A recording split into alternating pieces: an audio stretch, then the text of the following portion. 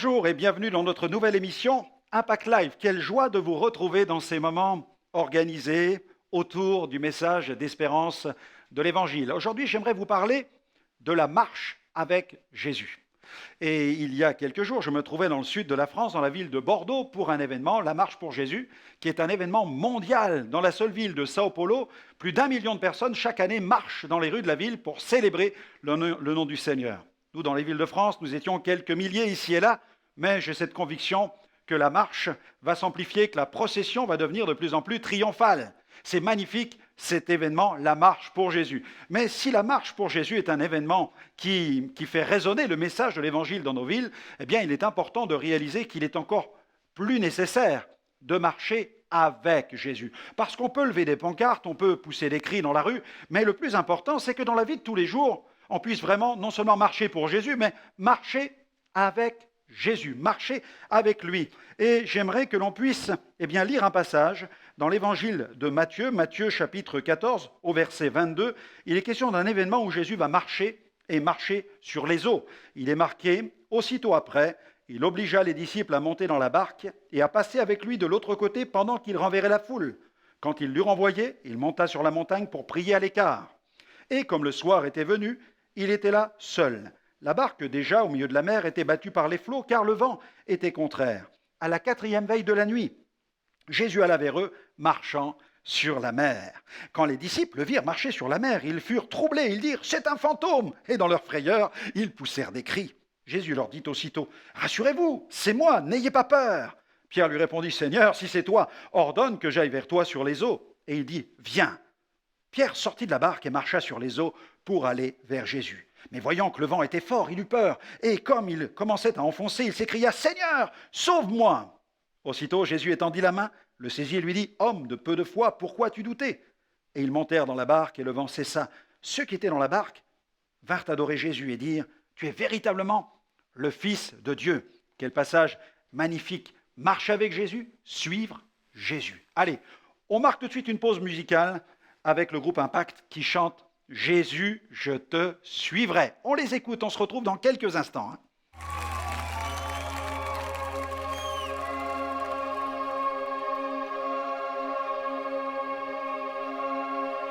Dans la joie, quand le soleil m'inonde, sur les monts où ta présence abonde. Oh.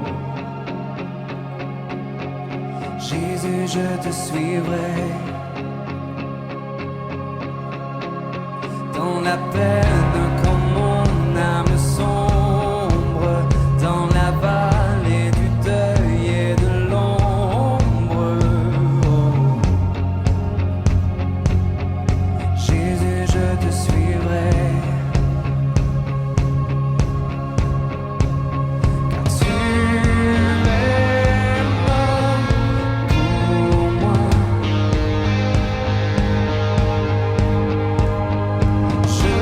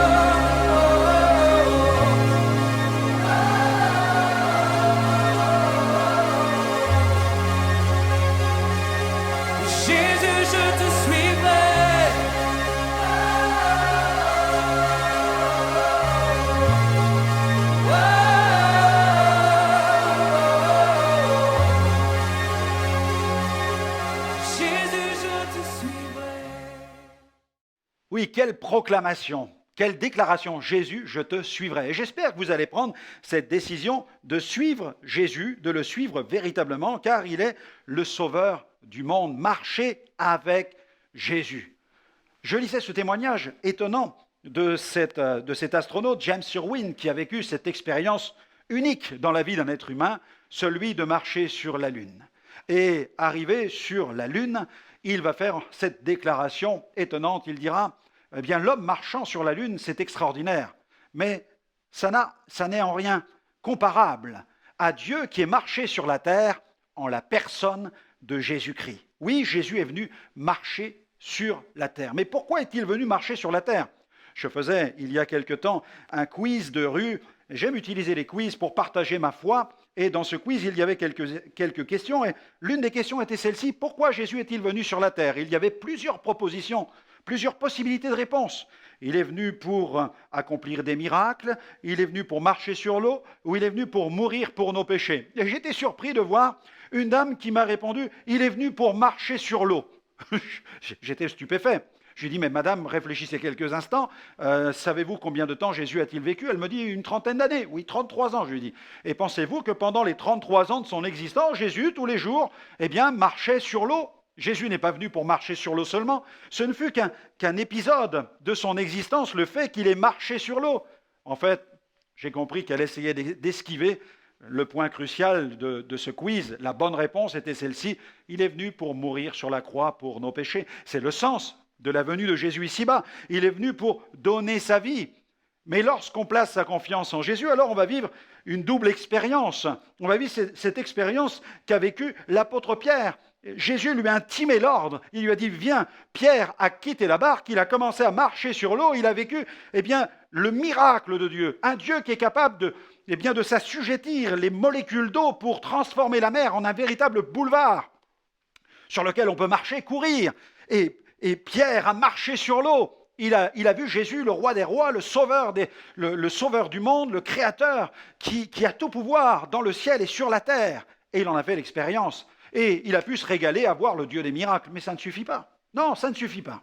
Ça ne suffit pas parce que Jésus n'est pas venu seulement pour faire des miracles. Oui, il a guéri, oui, il a délivré les possédés, oui, il a ressuscité les morts. Mais le pinacle, le summum de sa mission fut la croix. Il venait pour mourir sur la croix. Et Pierre va faire l'expérience, de la dimension de Jésus, le Sauveur, car il va commencer à consulter. Pierre va consulter, il va consulter les éléments autour de lui, le vent, le froid, les vagues. Et là, tout à coup, il va commencer à enfoncer parce que ses yeux ne sont plus fixés sur Jésus. Et là, il va crier, il va faire la prière qu'il faut faire. Il va dire, Seigneur, sauve-moi. Et parce qu'il va faire cette prière, Jésus va le prendre par la main et pour la deuxième fois de sa vie, Pierre va marcher sur les eaux. Alors Jésus peut faire des miracles dans votre vie. Oui, c'est vrai. Et il veut que vous puissiez lui faire confiance pour marcher sur les difficultés de la vie et faire l'expérience de la toute-puissance de Jésus, celui qui a tout pouvoir. Oui, vous pouvez en faire l'expérience. Mais il y a plus que cela. Il veut surtout que vous puissiez faire la paix avec lui, être pardonné, réconcilié, comme Pierre a pu en faire l'expérience. Il a marché sur les eaux pour la seconde fois, après que Jésus l'ait saisi et après qu'il ait élevé cette prière, cette invocation, après qu'il ait dit « Seigneur, sauve-moi, je péris, je suis en train de mourir ». Et nous avons besoin de faire la paix avec Dieu parce qu'un jour nous allons rencontrer Dieu. La mort est une échéance inéluctable. L'éternité, nul ne peut y échapper. Il y a un enfer, il y a un ciel, mais le fait de faire la paix avec Dieu au travers de Jésus-Christ nous réconcilie avec lui et nous donne cette assurance, bien qu'après la mort, Dieu nous a préparé une place et nous serons dans la gloire éternelle avec la paix, la joie et des œuvres extraordinaires à vivre là-haut. Le ciel, l'éternité nous attend. Et je vous invite à faire la paix avec Dieu pour vivre l'éternité avec Dieu. Là où vous êtes, faites cette prière et dites « Seigneur, pardonne-moi, pardonne mes fautes. J'ai pas tout compris de ton message, mais j'ai compris que tu veux me sauver. J'ai compris que j'ai besoin d'être sauvé. Et je te prie de me pardonner, de me purifier, de changer mon cœur. Libère mon âme de ses chaînes. Donne-moi une vie nouvelle. Réconcilie-moi. Je veux être réconcilié avec toi. Je veux être en paix avec toi. Et je veux vivre dorénavant ma vie terrestre en plaçant toute ma confiance en toi. Au nom de Jésus. Amen. Amen. Que Dieu vous bénisse. N'hésitez pas à me retrouver dans une prochaine émission. Vous allez pouvoir continuer à explorer le contenu magnifique du message de l'Évangile et il y a tant de choses en réserve pour vous. Elles sont préparées, elles sont prêtes, à vous de les recevoir. Que Dieu vous bénisse. À très bientôt.